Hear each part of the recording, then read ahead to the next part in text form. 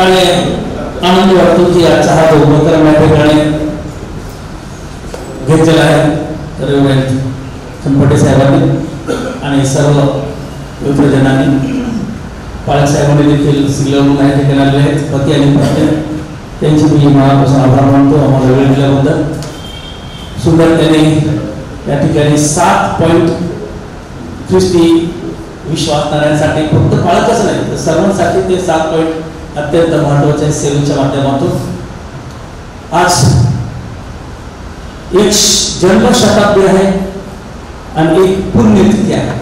दोन्ही गोष्टी आहेत. मदर तेरेसा यांची आज पुण्यतिथी आहे. आज त्यांना 28 वर्ष झालेले आहेत.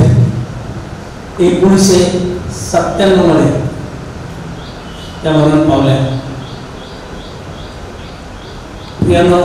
त्या बहिणीचं जीवन तुम्हाला ठाऊकच आहे.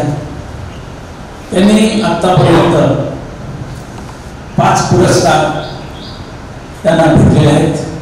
शांती नोबेल वगैरे असे बरेच आहेत. भारतरत्न आहेत. आणि शेवटचा पुरस्कार जो त्यांना भेटला मेल्यानंतर तो पुरस्कार संत म्हणून मिळालेला आहे.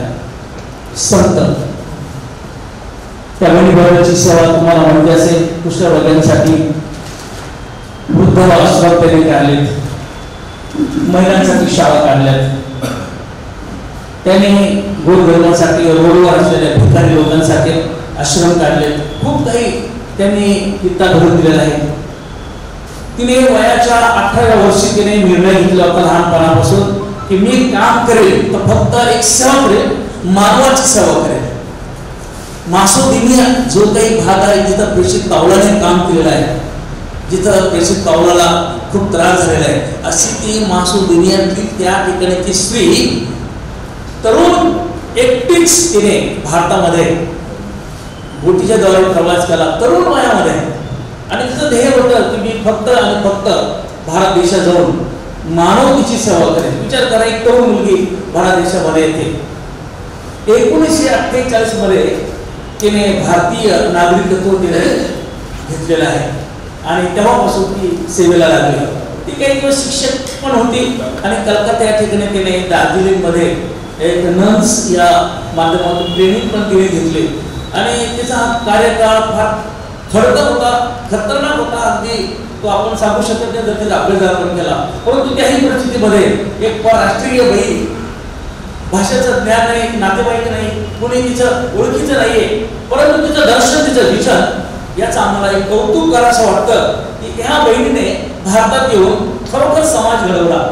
आणि ज्यावेळेस तिचं निधन झालं त्यावेळेस फक्त भारतातील लोकच हळहळले किंवा विवळले नाही तर संपूर्ण जग तिच्यासाठी विवळलं. ऍक्च्युअली तिने त्या महारोग्यांचे हातातला पूक आणि ते रक्त जे बाहेर होत होतं ते हाताने स्वतः पुसलेलं आहे, धुतलेलं आहे. आणि अशा रीतीने तिची ती सेवा तंत्र वापरण्यासारखी तुम्हाला आम्हाला एक गीत आहे. भारतामध्ये बऱ्याच स्त्रिया, जगामध्ये बऱ्याच आहेत.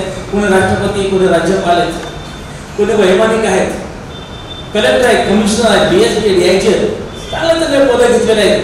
परंतु ही सेवा आणि भारतामध्ये जगामध्ये वाखण्यासारखी सेवा एकच भारतरत्न मदर तेरेसा हिने संपूर्ण जग सेवेच्या माध्यमातून हलवून टाकलेले. आजही ख्रिस्ती समाज तेच काम करत आहे. तिने भारतात आली आणि फक्त सेवाने सेवा केली. जी प्रभू म्हटलेलं आहे की मी सेवा करण्यासाठी आलो, सेवा करून घेण्यासाठी आलो नाही. त्या तत्वावर तिने संपूर्ण भारत देश आणि जग तिने हलवून टाकलं. आणि आम्ही पाहणार आहोत की डॉक्टर सर्वपल्ली राधाकृष्णन हे सुद्धा अगदी तत्वज्ञानी, हुशार आणि विचारवंत व्यक्तिमत्व. 1888 मध्ये त्यांचा जन्म झालेला आहे आणि आजची जी त्यांची जयंती आहे 137 आहे. यांनी देखील एक शिक्षक म्हणून त्यांनी काम केलं, नंतर प्राध्यापक म्हणून त्यांनी काम केलं, एक तत्वज्ञानी म्हणून त्यांनी एक काम केलं आणि इंग्रजी मिशनरी या शाळेमध्ये त्याने शिक्षण घेतलं आणि फेलोशिप ही पदवी त्यांनी ग्रहण केलेली आहे. त्यांचा हिंदू धर्मामध्ये त्यांचा जन्म झालेला आहे ब्राह्मण समाजाचे ते आहेत. परंतु एक सांगेल की ज्यावेळेस दिल्लीमध्ये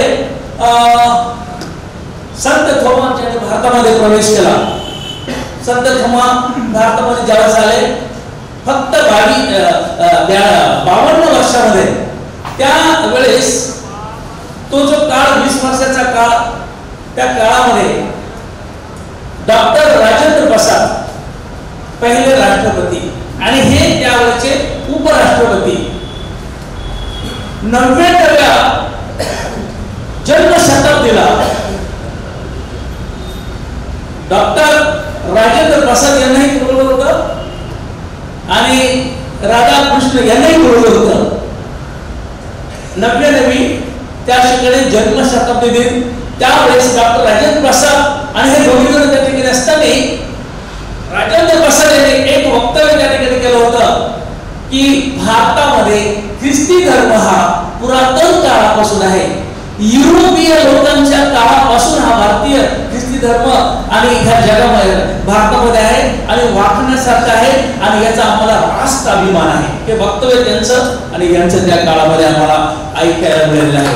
आम्ही पाहतो असं व्यक्तिमत्व ख्रिस्ती समाजाबद्दलचं प्रेम निर्माण करणारं, ख्रिस्ती समाजाबद्दल आस्था असणारे ते दोन्ही राष्ट्र आणि उपराष्ट्रपती दोघेही त्यावेळेस फार मोठे व्यक्तिमत्व होतं आणि म्हणून मला आदर आहे या दोन्ही व्यक्तींचं. ह्या दोन्ही व्यक्तीकडून भारताला खूप काही शिकायला मिळालं आहे, त्यांनी समाज घडवलेला आहे. थँक्यू. मला 2 शब्द बोलण्याची संधी दिली काळे साहेबांनी.